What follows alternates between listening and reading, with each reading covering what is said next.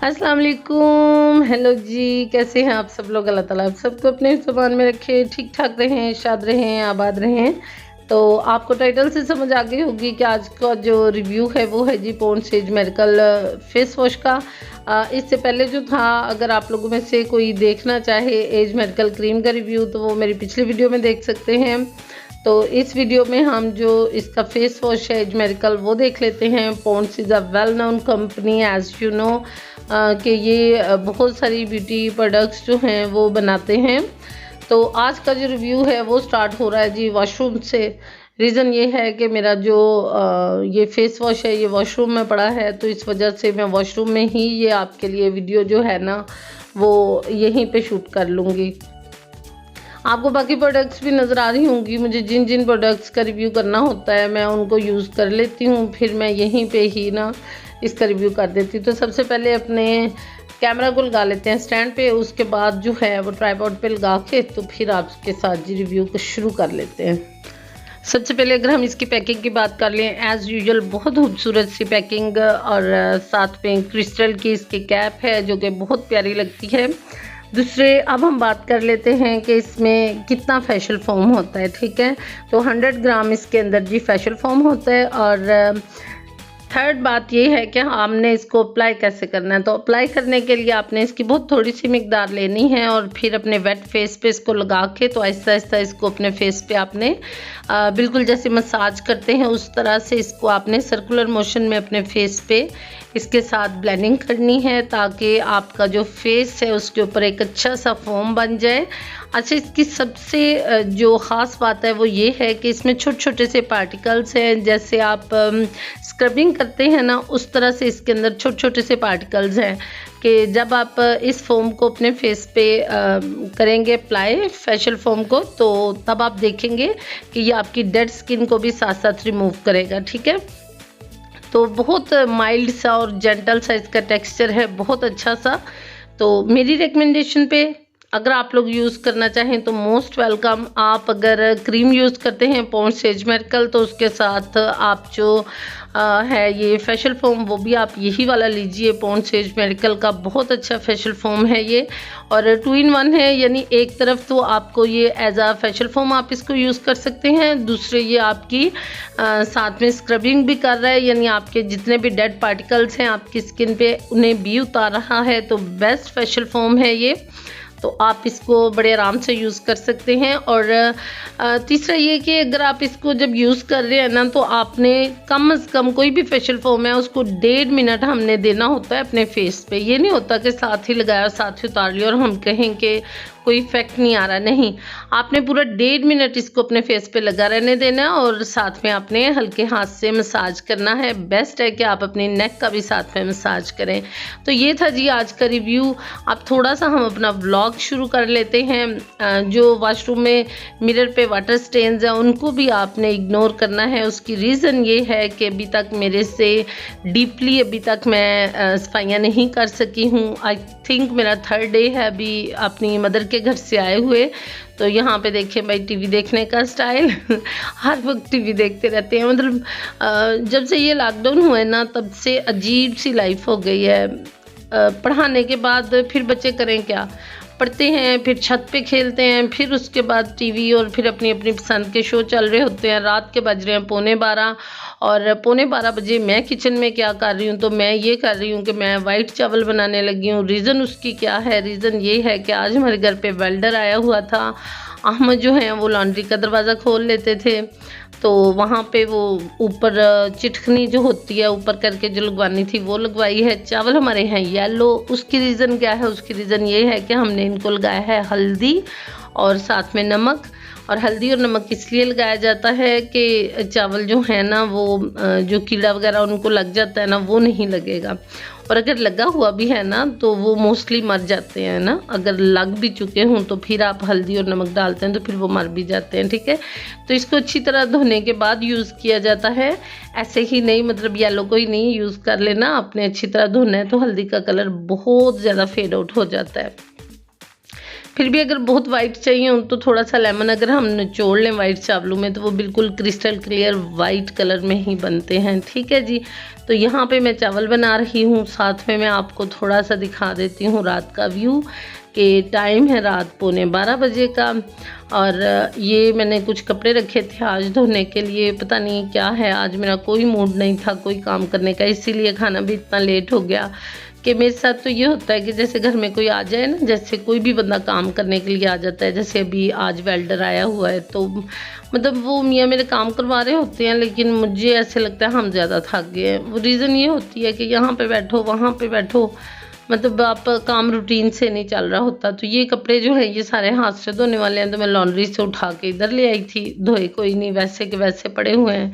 तो थोड़ा सा घर बिखरा बिखरा सा है क्योंकि अभी दिल नहीं कर रहा किसी भी काम को, तो वैसे ही पड़े हुए हैं काम सारे।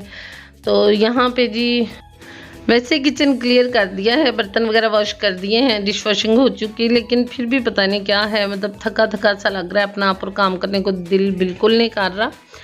तो यहाँ पे लैदा से शो चल रहे हैं बाहर, बड़े बच्चों ने ये लगाया हुआ है, बुलबुले हैं आई थिंक, निक पे कोई सीरियल देख रहे हैं।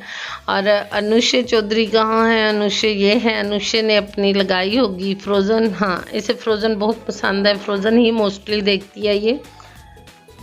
और आप लोग सुनाएं कौन कौन बोरिंग फील करता है, यानी जब घर में कोई काम करने के लिए आ जाए। मैं अभी आपको दिखा देती हूँ आज क्या काम करवाया है, ये देखें, ये चिट्ठी नहीं लगवाई है। अहमद जो है ना, अगर वो नीचे वाली जो कुंडी है ना ये वाली, ये अहमद खोल के तो लॉन्ड्री में चले जाते हैं, फिर रज के नहा के आते हैं, बल्कि नीचे जो लोग रहते हैं उनको भी नहला देते हैं, वो पानी सारा नीचे गिरा देते हैं लॉन्ड्री में भी। तो इसलिए हम लोगों ने अब ऊपर लगवा ली है चिटकनी। और इसके अलावा मैं आपको बता दूं कि अब मैं किचन में थोड़ा सा काम करूंगी। वाइट चावल बना रही हूँ, ये बैंगन ला के दिए थे हस्बैंड ने, वो भी नहीं मैंने पकाए क्योंकि मूड नहीं है। आप भी बताइएगा, आप लोगों के साथ भी ऐसा होता है? मतलब मेरा मूड ना हो तो मैं कुछ भी नहीं कर सकती, ठीक है। तो आज मेरा मूड नहीं है काम करने को। ये बर्तन धोने वाले पड़े हैं थोड़े से, कुछ धो लिए थे कुछ रह गए हैं, तो इनमें भी ये कप्स वगैरह हैं। छोटा जो अहमद है वो सारे कप तोड़ देता है, तो अब ये नॉर्मल से कप निकाले हैं उसके लिए कि मतलब तोड़े भी तो ज़रा बंदे का दिल नहीं साथ टूटता, अफसोस नहीं ज़्यादा होता, वो बहुत बर्तन तोड़ता है। तो अभी मैं खाना बनाऊंगी और साथ में अहमद सो गए हैं। ये देखें, ये अहमद जी सोए हुए हैं, जो कि सिर्फ आधा पौना घंटा सोएंगे और उसके बाद उठ जाएंगे। रात 11:15 सोए हैं, तो अब आप सोचें वो कितनी देर सोएंगे। अहमद ज़्यादा से ज़्यादा आधा घंटा या 1 घंटा सोएंगे और उठ जाएंगे, फिर मैं इसे दोबारा से सुलाऊंगी। तो यहाँ पे मैं खाना भी मतलब खाना खाने वाले हैं हम लोग, तकरीबन 12:15 हो गए हैं। मैं यहाँ पे सैलड बना रही हूँ। ये वाला सैलड जो है ये बहुत अच्छा है, बहुत सिंपल सी रेसिपी है। इसमें आपके पास जो भी घर में फ्रूट्स पड़े हों आपने वो वाले फ्रूट्स ले लेने हैं।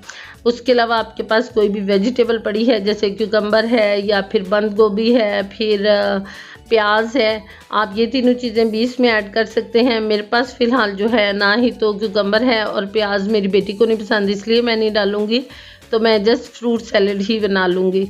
तो बड़े सिंपल से इंग्रेडिएंट हैं, बस खाने के साथ अच्छा लगता है। एप्पल लिए हैं, इसमें मैंने 2 पीच ले लिए हैं और कोई 4-5 बनाना ले लिए हैं, उनकी कटिंग कर ली अच्छी तरह से।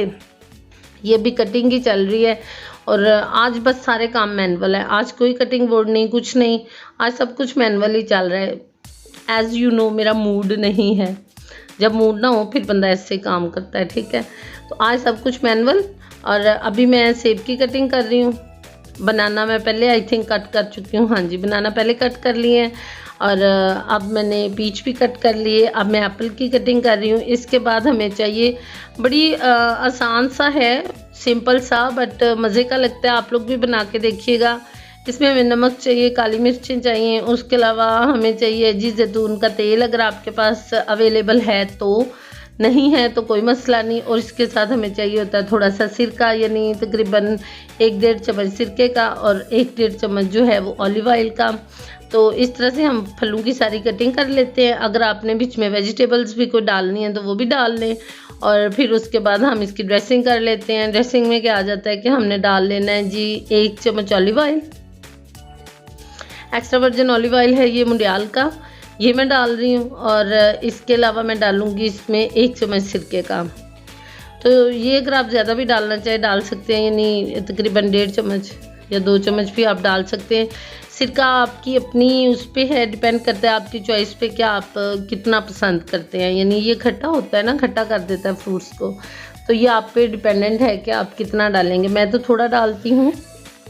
फिर नमक और काली मिर्चें डाल के इसको सारे को हम मिक्स कर लेंगे। तो ये हमारा सिंपल सा सैलड रेडी हो जाएगा, फ्रूट सैलड।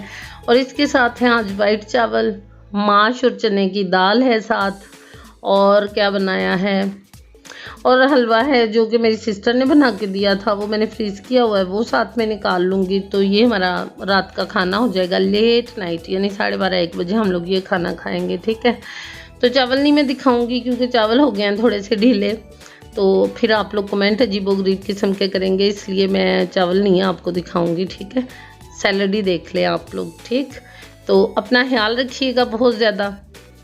ये प्याज आपको जस्ट दिखाया है, मैंने डालना नहीं है, मैंने बस आपको बताया कि अगर आप चाहें तो आप भी डाल सकते हैं। तो अपना बहुत सारा ख्याल रखिएगा, मुझे भी दुआओं में याद रखिएगा, अपनी फैमिली का भी ख्याल रखिएगा, और कोशिश करें ज़्यादा से ज़्यादा आप लोग घर पे रहें, बाहर ना जाएं, बाहर का खाना भी ना खाएं। मैं भी बड़ा मिस करती हूँ बाहर के खाने को। 3 टाइम अपने हाथ से बनाना पड़ता है, बड़ा मुश्किल काम है टू बी ऑनेस्ट। मतलब बंदे को झूठ नहीं बोलना चाहिए, मैं सच बोल रही हूँ, मुझे तो बड़ा मुश्किल काम लगता है 3 टाइम पे खुद से हाथ से सब कुछ बनाओ और फिर खाओ। तो खैर अभी फ़िलहाल यही हम सब के लिए बेहतर है। तो अपना ख्याल रखिएगा, मुझे भी दुआओं में